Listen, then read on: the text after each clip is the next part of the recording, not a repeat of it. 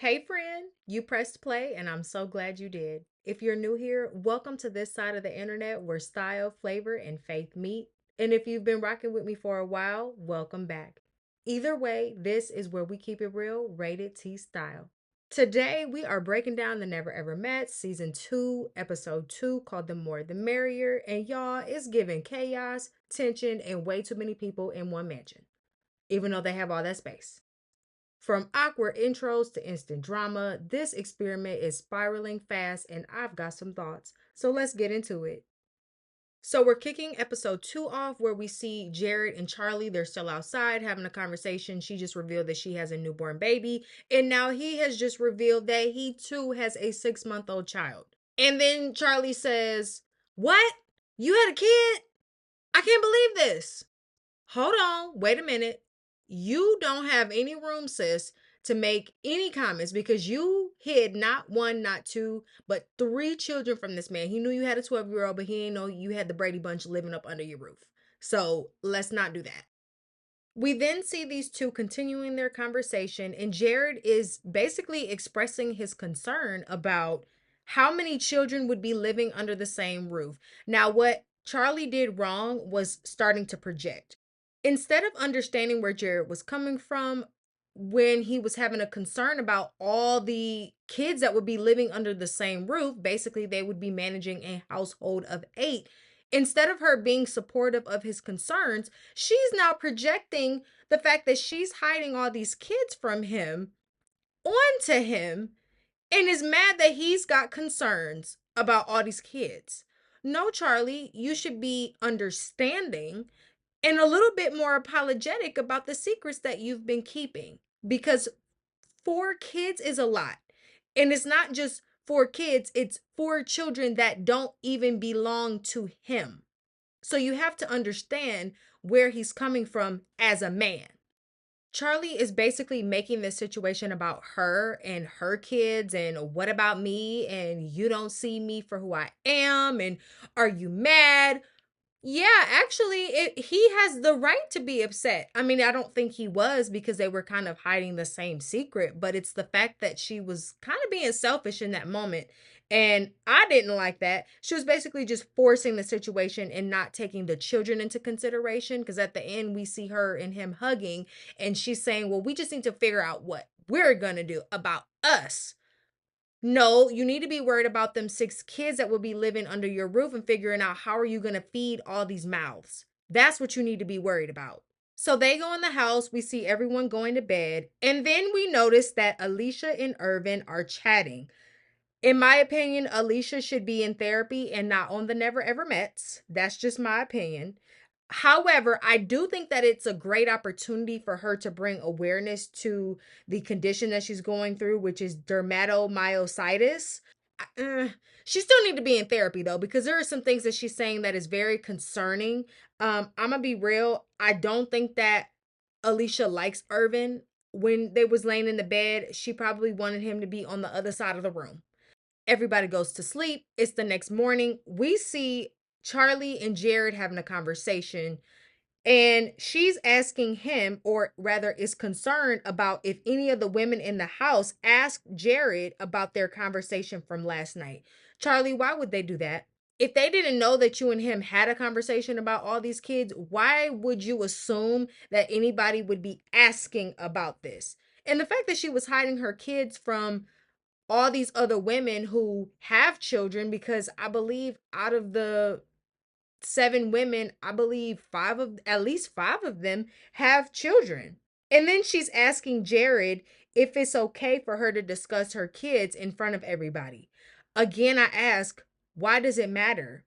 Those kids that you have, Charlie, are not his children. So he does not have an opinion or a say on whether or not you talk about your children. That's a decision that you made. And actually, you've already made your decision because you haven't been talking about them, which I don't know what's so embarrassing about your children. Is it the amount of children that you have? Because it can't be the fact that you have kids. So I'm not really understanding what her issue is. Next, we see Taronda Jones, who's the host, gathering the couples outside. She has them sit down and she's mentioning the intimacy suite, which I thought was funny because, yeah, Jay and Cinco, y'all couldn't have just waited until the intimacy suite was open before y'all go ahead and do the do in the showers where everybody got to bathe. So, yeah, I thought she was very much valid in mentioning that. She's also mentioning the fact that each couple is going to be responsible for cooking dinner for the entire house, as well as other activities that they will, be involved in throughout their time at the house. So the couples go inside, they change their clothes, they come outside, and the activity they're doing is body painting. Now, everybody isn't comfortable with body painting because they're not necessarily comfortable with their body. And we see one of those people is Brittany. She said that she is self-conscious about her body after giving birth to her son, which I think is very valid. I'm not a mother. However, I have heard many women talking about after you have a child, sometimes you become self-conscious and you're not really happy with what your body looks like, and it takes a while to kind of bounce back. We see that Taronda brings in a intimacy coach to help the couples understand that intimacy is more than just jumping in the bed and doing the do with somebody, which I thought was nice because I think a lot of people, they hear intimacy and they immediately think doing the do, but there's more to intimacy than just that. The activity again is about intimacy, but it's also about consent through body painting. So they get started. Each couple picks one person to start painting. One may or may not be blindfolded. And we are noticing that some of these couples are having issues with consent. The first person that we see having an issue with consent, I believe, was Clavacia.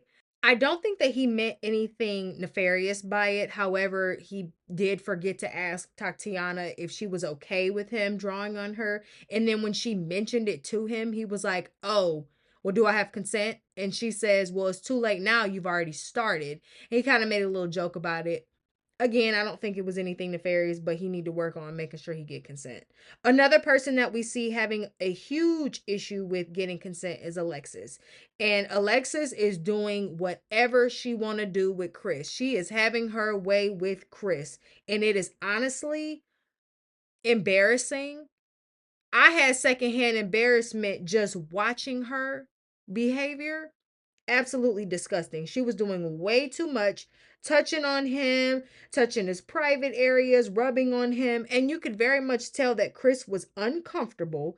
And then you could also see that the couples who were not doing the painting yet, the person doing the painting was starting to notice what was going on, and you could tell that they were also uncomfortable. Chris was expressing his concern to Alexis, and she was definitely not listening. And at one point, she was like, "Oh, for real?" When he asked, you didn't ask for consent. She did not have a care in the world. Now we see the couple switching. So the person that was being painted on is now the painter. Their time is up. And so the intimacy coach goes around, asks each couple to explain their painting choices. And after all is said and done, in my opinion, the folks that did the best in terms of truly taking on the assignment and understanding it was Jay, Brittany, Alicia, Ty for the most part, Cinco, and Ervin. Now, it was very evident that Alexis could not wait to explain her choices, and she was laughing about not getting consent. So, Chris, once he was asked to explain what he did on Alexis, he wrote a stop sign on her back. And I think that that was great. However, I wish that she would have been able to see the stop sign. And to me, that just demonstrated that they need to have better communication as well as understanding of boundaries. So that's just a conversation that they need to have offline. Because if they don't, Alexis is going to continue to violate his personal space and it's going to be an issue.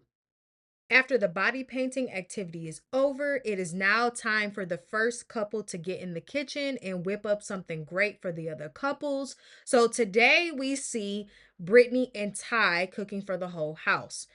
And we see them making fish and what look like vegetables and maybe something else. So as they're in there cooking, we see Alicia come into the kitchen and she is asking Ty, did they purchase any vegan butter? And he says he don't know. They continue on, and Alicia is demanding that they use either vegan butter or oil, but use a light amount of oil. In turn, Ty basically goes off on Alicia. And honestly, it's not what he was saying, it was more so how he was saying it. That was a little bit of an issue for me. However, I do believe that he is valid in what he was saying, because when somebody else is in the kitchen cooking, that is not the time to be trying to ask about accommodations. That's a conversation that should happen beforehand. Now, I will say this, as somebody that has cooked for other people before, or even purchased food for other people before, one question that you have to ask now, because people do have dietary restrictions, is, hey, is everybody okay with me purchasing this item? Is everybody okay with me cooking this item? Does anybody have allergies? Is anybody um needing a special accommodation? You do ask those questions beforehand. However, Ty, in my opinion, was valid. Now, I'm gonna be real. In this case, I'm Jared, because I don't know if y'all noticed, but Jared was in the back cracking up, and that would be me, minding my business. However, I'm listening and I'm cracking up because this is funny.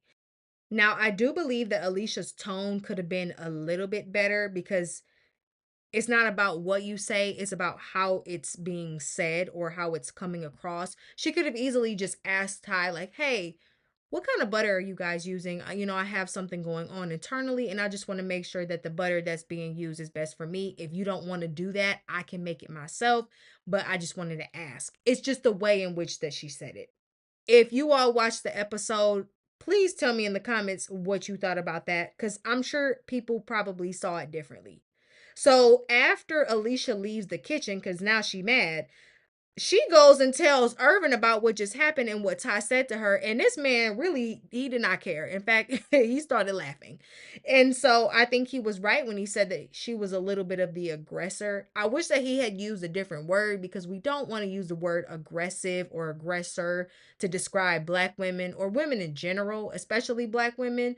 But I do understand why he said it, because the kitchen is sacred, and when it's your time to cook, you don't want people coming in there bum rushing, asking a million and one questions while you're just trying to get food to serve them.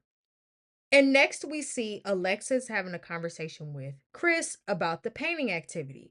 So before Chris comes into the room, she's talking to Jared and Charlie about her concern. Then Chris walks in, and then she explains to him what her concern was. You wasn't making me feel good. And Chris is confused by this, because, and rightfully so, because think about it. He was the one that was feeling uncomfortable. She was touching him without his consent. But now you're mad? Make it make sense, Alexis. Her frustration, again, it didn't make any sense to me either. I would want to know, if the roles were reversed and Chris was the one who was touching all over her without her consent in front of all of these people, how would she receive that? Would she have the same concern as him, or, kind of have that uneasy feeling, or would she just be okay with it because her man is touching all over her? Hopefully, we see Alexis in the episodes to come taking Chris's emotions and his feelings into consideration. Now, while the food is continuing to be cooked, Alicia is caught by Ervin doing yoga with Brandon. And the first word that came to my mind when I saw this was disrespectful.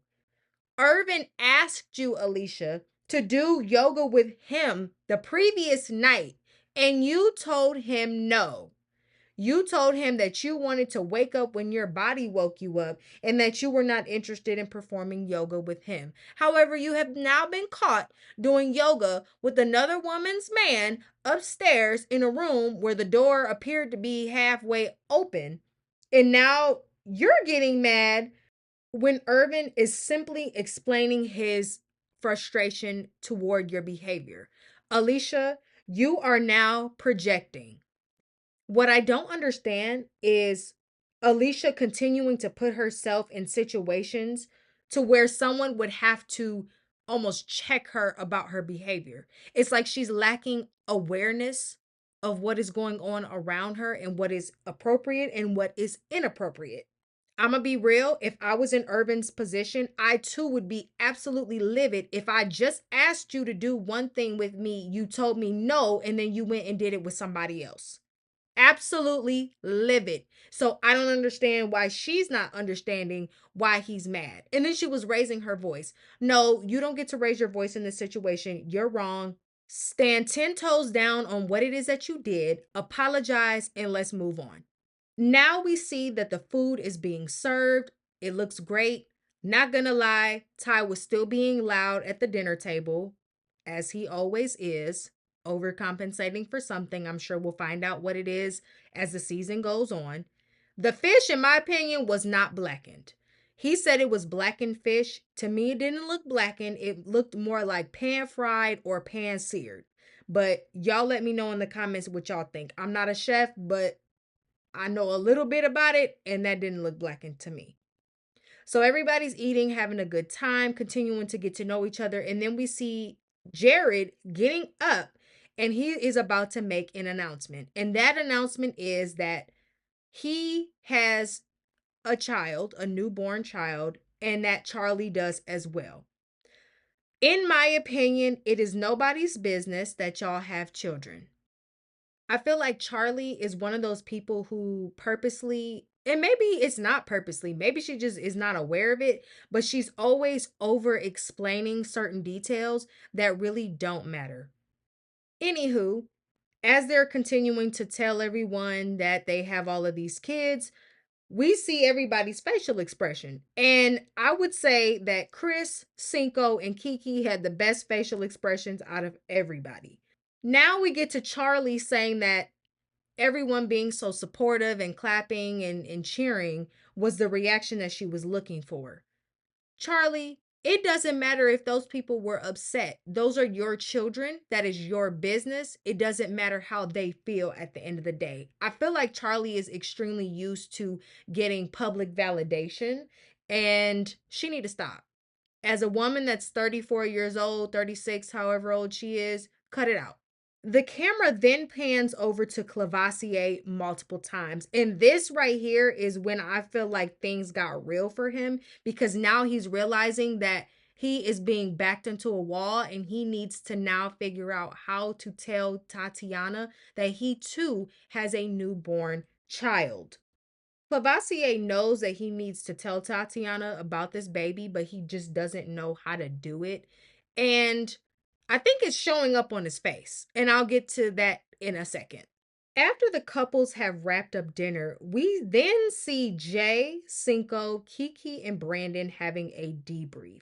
And they are talking about how wild it was to find out that they were hiding all of these different children. Jay makes a great point about Charlie auditioning for the show pregnant, which she has a great point. Why were you selected for this show? You should have been at home getting ready to give birth, not go chase a man on national television. Now, one thing that I wish that they had shown was Cinco's response to Brandon when he asked him, what would you do if Jay came on here talking about she had a newborn baby? Because he said, what would I do? But then the camera cut off. So I kind of wish I would have heard what he would have done if he had heard that. My intuition is telling me he would have told her, this is over. We have nothing to discuss anymore. It was nice knowing you. So then after that, we see Tatiana and Clavacia going into the intimacy suite. Now, she's telling him, we're only in here to cuddle. I'm not trying to do nothing crazy with you. And then we see them giving each other a massage. So Tatiana went first and giving him a massage. And then she's asking him, what did you think about what Jared and Charlie just talked about? And his words were, well, that was something. No, Clavacia, you hiding a newborn baby from a girl that you've been talking to for 8 months, which is just about as long as it takes for a baby to develop. That's something. So as she's massaging him, she's asking him, would you tell me, a secret like that? And he said he would when the time is right. Well, in my opinion, I feel like Tatiana knew that something was up and that he had some information to share because it was obviously visible on his face that he had something to share. He just didn't know how to say it. Now, I'm still perplexed by all these people not sharing that they have children when they've been talking for months on end. Clavacia, y'all been talking for exactly 8 months. That's plenty of time to tell somebody that you like, that you have a newborn baby. I don't understand why it's taking you this long. And then you have to go seek counsel from Jared about how to tell Tatiana about the baby. As everyone is continuing to wind down, we then see Chris and Jared outside talking about the situation with Alexis. Because if you remember, Jared, Alexis, and Charlie were talking in the room before Chris came in, and then Jared and Charlie left. So Chris was basically explaining to Jared that he has some childhood trauma from his parents over control. And I think that he is valid in feeling as if Alexis has control issues because she does. Anybody telling you, hey, you didn't ask for my consent to touch me, and then you laugh and say, oh, for real, that to me says you could care less about my personal space and my feelings. He explains the meaning behind his childhood trauma and seeing his mother married multiple times, as well as the control that his father tried to have over him as a young one. But when he got older, he was able to overcome that. Jared gives him some advice in terms of trying to stick it out. You just met this woman, see what could come of it before you try to judge or even try to run for the door, which honestly, I don't think Alexis and Chris are a match anyway, so he really should be running. But because he's here, he's probably just going to try to make it work and see where it goes. But on decision day, I do not see these two going home with one another. Also, I want to point out how nice it was to see Jared, a black man, having another black man, Chris, having his back, listening to him, not being so quick to just give his opinion or advice, just truly listening to him. Uh, we need more of that. Our community truly does need more passive listeners and less judgment. And the last thing that we see for this episode is Ervin checking Alicia. And I think that he did a wonderful job in truly pulling someone aside and expressing how he really feels, because that's not always easy to do, especially when trying to spare someone's feelings. I mean, this man straight up said, I'm not liking you right now, yo. And I thought that was hilarious. However, all jokes aside, he was valid in what he was saying because Alicia is giving she don't like him. Now, what I didn't like was the fact that she threw the I don't feel safe card on the table when he was trying to express himself. And yeah, of course, Alicia, he's going to have a little steam coming out of him because he actually likes you and he's been trying to get to know you for the last 5 months. So to him, he's expecting, well, we've made a connection over the phone. Now let's see if that connection is real in person. And I think he is picking up on the fact that that is not the same connection.